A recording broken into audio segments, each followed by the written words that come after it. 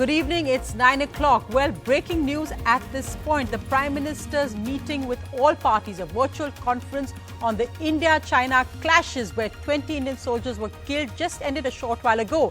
Details from his speech, Prime Minister Modi told presidents of all political parties, including Sonia Gandhi, Mamata Banerjee and others, no one entered our borders. The Prime Minister also said that no Indian post had been captured. Opposition leaders at the meeting expressed their solidarity with the government, which began with a 2-minute silence for the killed troops. Sonia Gandhi said the entire opposition stands by our forces, but we are still in the dark of what happened. Mamata Banerjee said we will not bow our heads before China, adding don't let China enter the rail, aviation or telecom sector. Also, Sharad Pawar apparently raised the issue of whether troops are armed or not, saying these are sensitive issues. It shouldn't be discussed at this time. On the show tonight, we're looking at the China challenge. What are India's options? But first, on the breaking news of what actually happened at that all-party meeting. Now, remember, this is a crucial meeting because for the first time, the Prime Minister, the Defence Minister, the Foreign Minister sat and discussed with presidents of all political parties across the political spectrum what exactly happened. For more on that, let's go across to Sanket now. Sanket, what are the details we now have of what happened at that meeting? Sonia, this meeting was with the intention of building political consensus which would eventually lead to a very informed foreign policy as well as military policy vis-a-vis China. That was the reason why this all-party meeting was done. Of course, the opposition says that we asked for it for a very long time. The Prime Minister and the government says that it was the need of the hour only now. Of course, the backdrop is what happened in the Galwan Valley. Now, just a quick update of what the Prime Minister has said, because now details have come out. He spoke for about 30 minutes. 7:50 p.m. is when all the other leaders stopped speaking. And for a good 30 minutes, the Prime Minister spoke. He has said no one entered our territory. He informed all political parties that no one has entered our territory. Our posts have not been occupied. 20 Jawans did die, but they've taught a lesson to the Chinese. He says our forces will do whatever it takes. And then he goes on, Sonia, to specify what we had broken right here on NDTV in the afternoon, where he says that far more patrolling is taking place along the LAC due to increased capacity. Our monitoring and response along the LAC has improved, and the tension now is increasing. And I think the Prime Minister saying this is very significant. He says the tension now is increasing because we are trying to stop those people who were never ever stopped earlier. So it's a political message, political point that the Prime Minister seems to be making, but at the same point, a tough message to China as well, that in terms of capacity building on our side of the border, the work has only just begun. No, and I think it's important we see the briefing of all political parties. That's really a major strength of India, our democracy, and that all political parties express their solidarity with the government at this time, and our soldiers, though of course some tough questions raised, Sanket, by the opposition as well. Oh, absolutely. I think while the larger tone of all the political parties was that of consensus, almost in the form of a resolution that we all stand shoulder to shoulder with the government, you saw all political parties say the same. It was a strong statement by Congress President Sonia Gandhi there, who did ask those questions that the Congress has been asking over the past 1 month as to what were the circumstances in which this has happened, why was this allowed to escalate all this while, were our soldiers, I mean, some of those very pertinent questions that have been in the public domain from the Congress party were asked by the Congress leadership. So, the political arguments of this aside, which, are not going to die down anytime soon, while that is going to happen, the government on its part has initiated the much needed political dialogue on the crucial issue of dealing with China. Right, Sanket, thanks so much for that. We'll also be going to all our special focus on 9 o'clock tonight. That includes, we are joined by Lobsang Sangay. He's, of course, the Prime Minister of the Tibetan government in exile. He'll be joining us soon on what really China's intentions are. Of course, Lobsang Sangay knows that firsthand as head of the Tibetan government in exile. That's in a short while. I'm also joined by the big Delhi debate, private hospitals and public health, as Delhi's health minister is transferred to Max Hospital Saket. Earlier, the Haryana health minister for a hip surgery in Max Hospital Mohali. Why are our health ministers opting for private hospitals?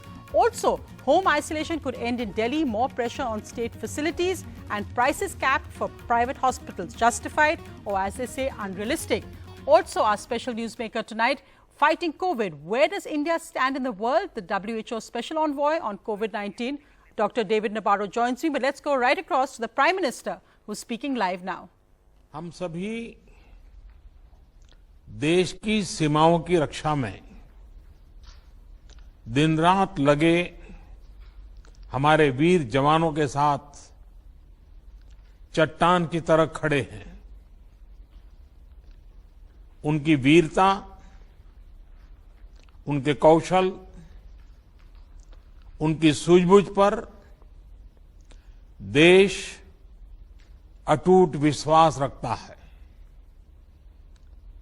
इस सर्वदलीय बैठक के माध्यम से मैं शहीदों के परिवारों को भी विश्वास दिलाता हूं कि पूरा देश उनके साथ है, पूरा देश उन्हें नमन करता है। साथियों, पूर्वी लद्दाख में जो हुआ उसको लेकर आपने रक्षा मंत्री जी और विदेश मंत्री जी को सुना भी और प्रेजेंटेशन को भी देखा। न वहां कोई हमारी सीमा में घुस आया है, न ही कोई घुसा हुआ है, न ही हमारी कोई पोस्ट किसी दूसरे के कब्जे में है। लद्दाख में हमारे 20 जाबाज शहीद हुए, लेकिन जिन्होंने भारत माता की तरफ आंख उठाकर देखा था, उन्हें वो सबक सिखा कर गए हैं।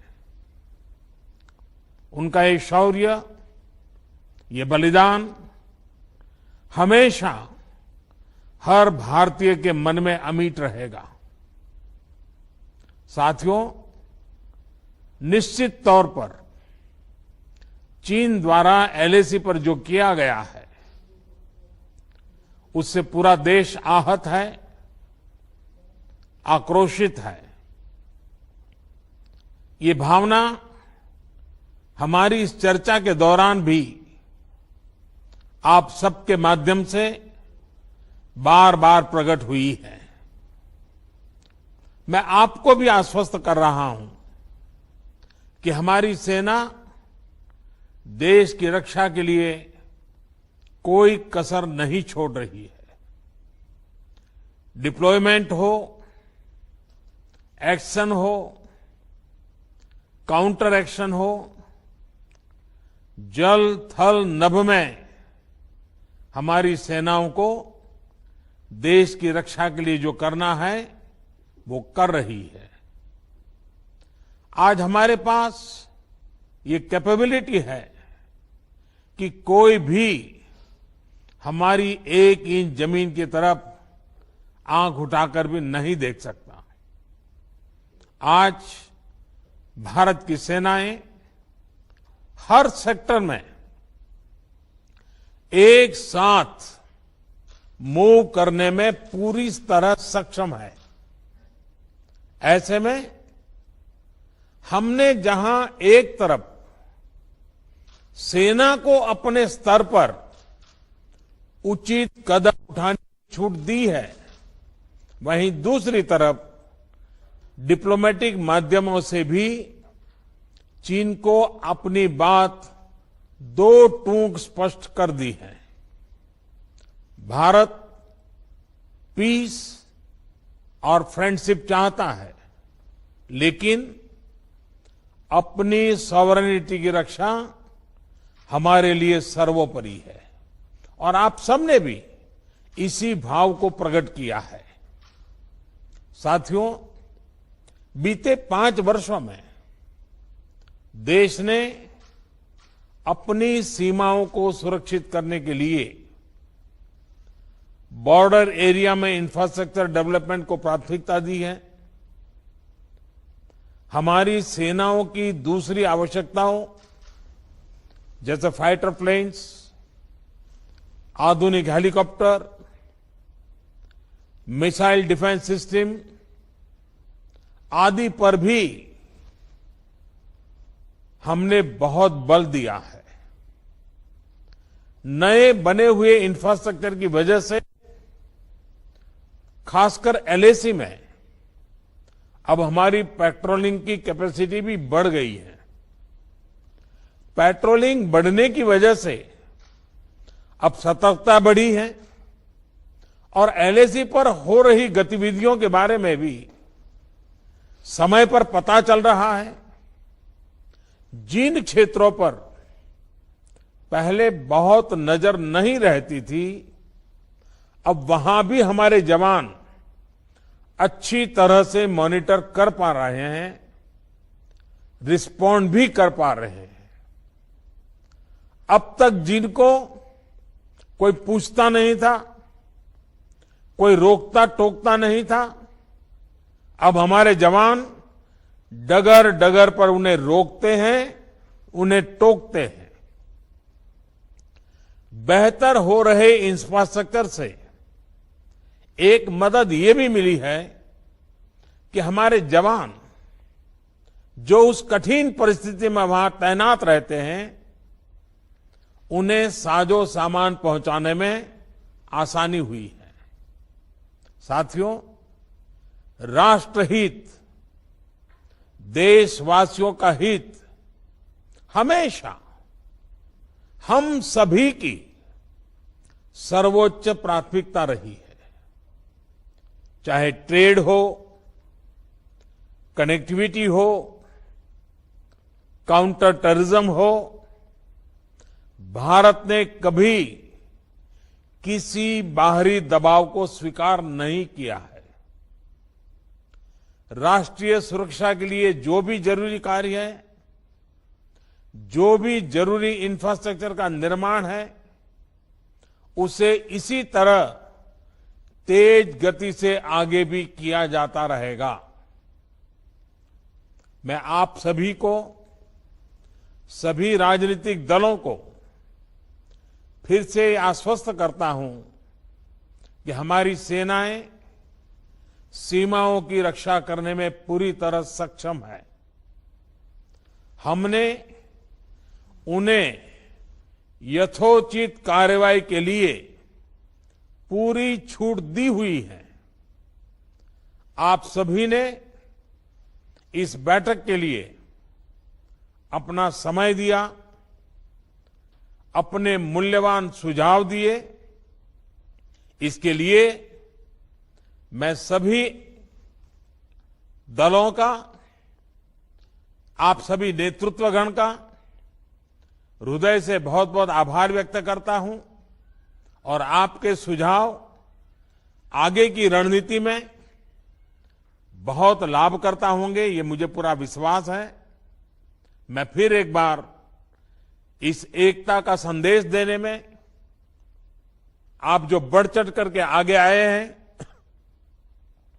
वे सेना का मोरल तो बढ़ाएगा, देश के लोगों की हिम्मत बढ़ाएगा, लेकिन दुनिया को भी जो संदेश जाना चाहिए वो पहुंचेगा। और इसलिए आज की मीटिंग में आपकी सकारात्मक भूमिका का बहुत मूल्य है, उसका बहुत ऐतिहासिक महत्व है। और इसलिए भी आप सभी अभिनंदन के अधिकारी हैं। मैं फिर एक बार आप सबका धन्यवाद करता हूं। नमस्कार।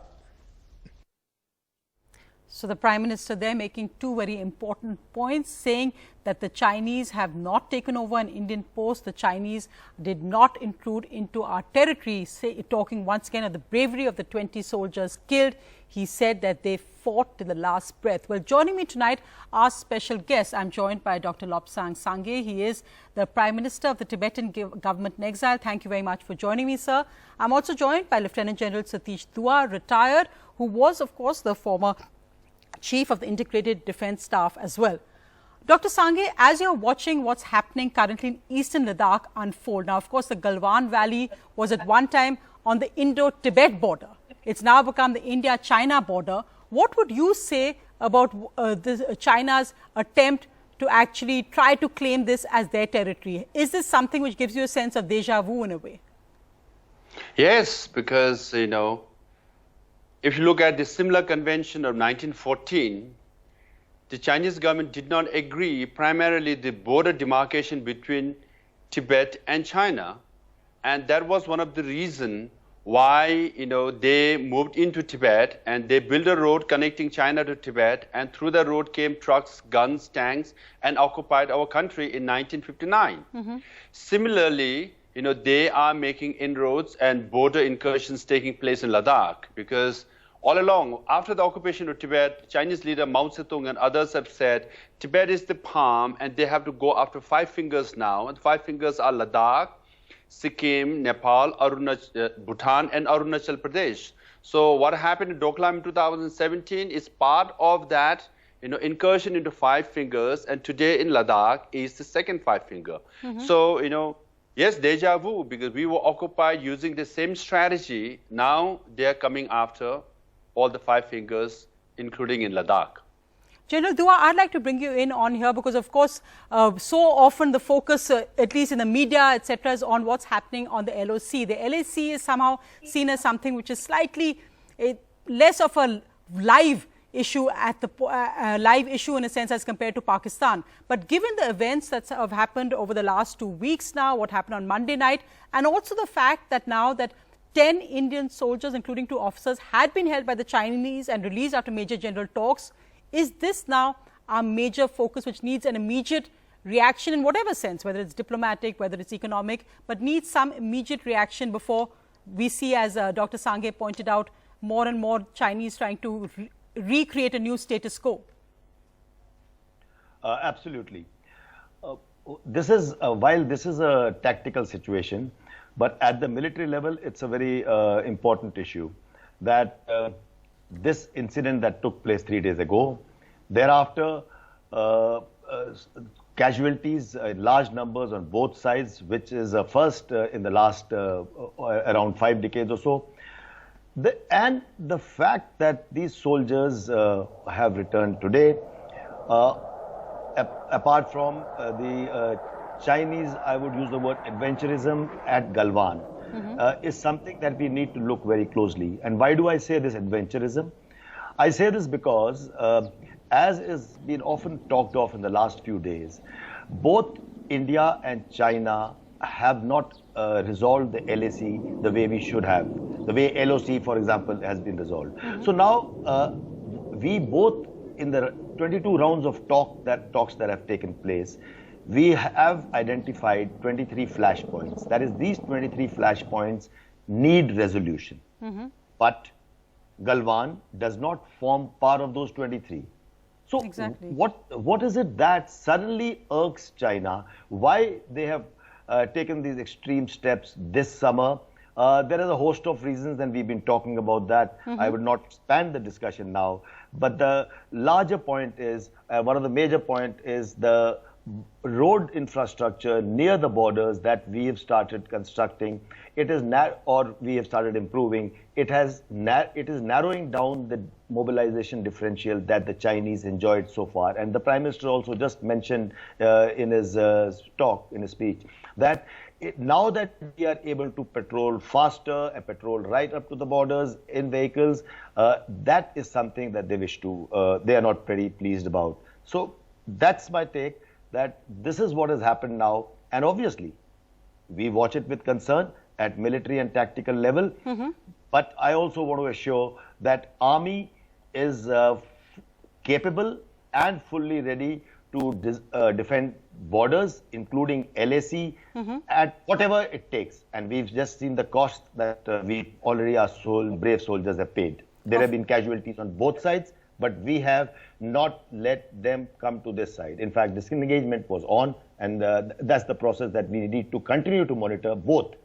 We need to continue to monitor the disengagement. No, of course, and I think I think the Prime Minister also, and that message of all political parties coming together is an important one. But I'll come back to also that military perspective, which is so important. But I want to go back to the larger strategic aspect that Dr. Sangay is also pointing out. Because Dr. Sangay, we've seen in a sense, we're talking about the LAC and China's sudden adventurism, as General Dua put it, but also the fact that there have been a series of moves. And I remember you pointed this out about the China encirclement strategy, which has included the fact that we've seen Nepal suddenly announcing the parliament approving a new map. There was firing on the Indo-Nepal border by the Nepalese police about a week ago. These are areas that we haven't seen as conflict earlier at all. Sri Lanka as well, the worries over increased Chinese presence. What do you think India needs to be alert for at this point?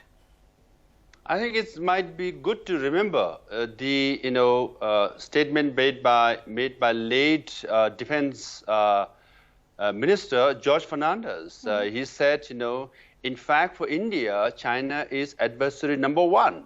Because if you look at LOC and LAC, LOC is much shorter, and LAC is 3,488 kilometers long border, essentially historically between Tibet and India, right? It's disputed. It's at least 2 times, if not 3 times, longer or bigger than LOC, which borders with China.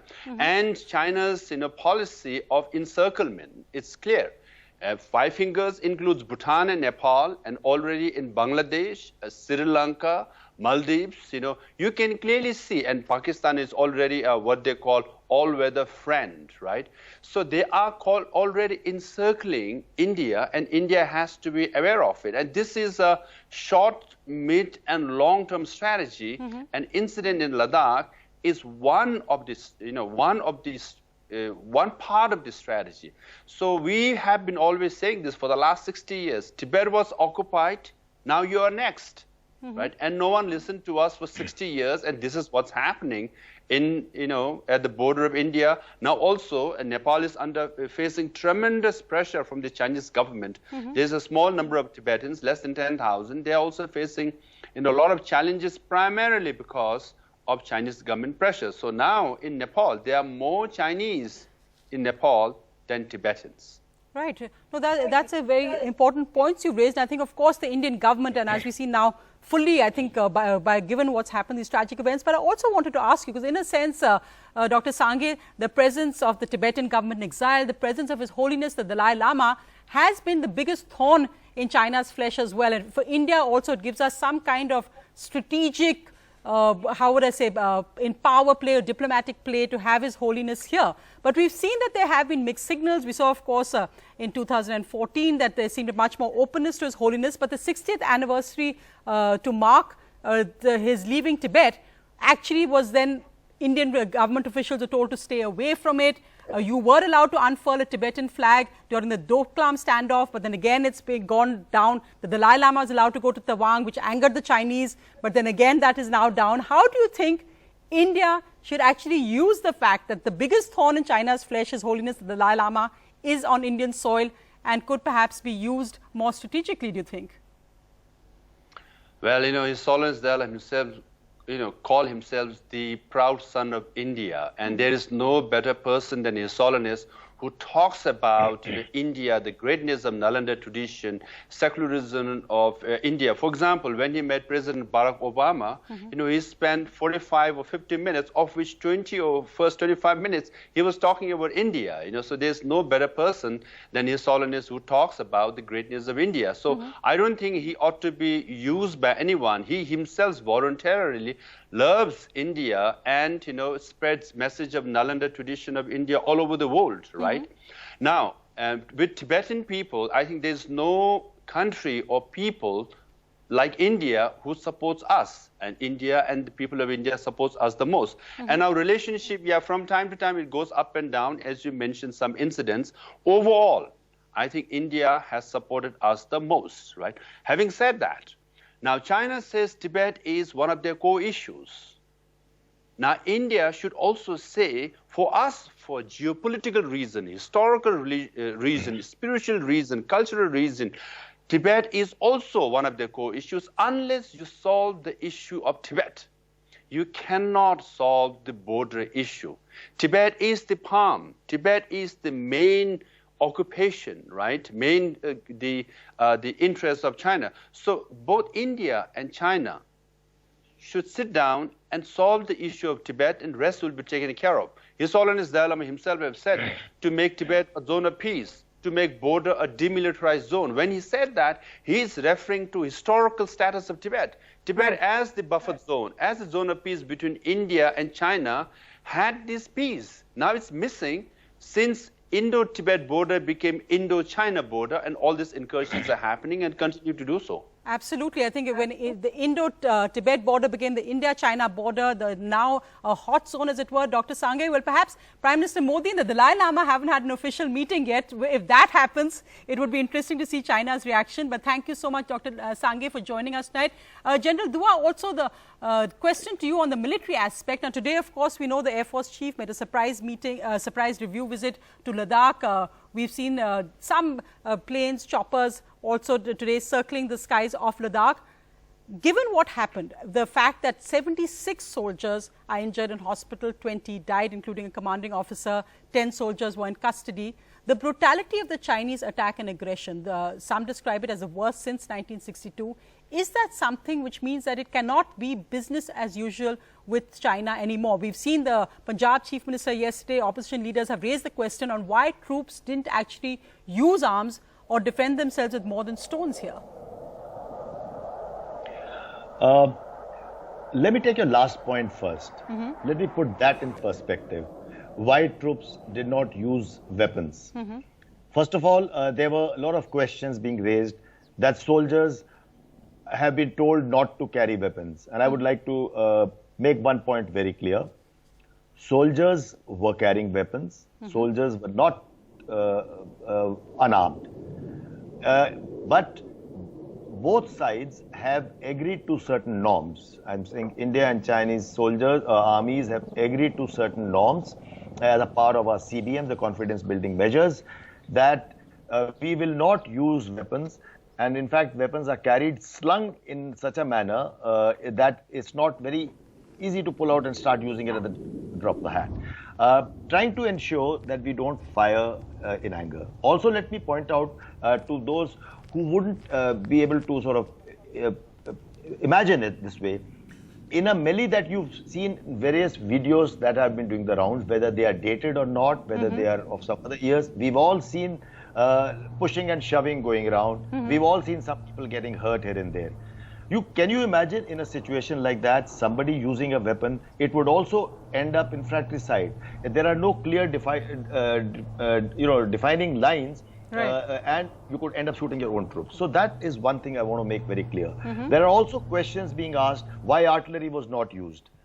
You know, in a situation like this, when people are so mixed into each other while this pushing and shoving is going on, artillery cannot be used. Artillery is used in planned attacks. Artillery lifts firing when your troops are nearly a kilometer or 500 meters away, depending on what you're using.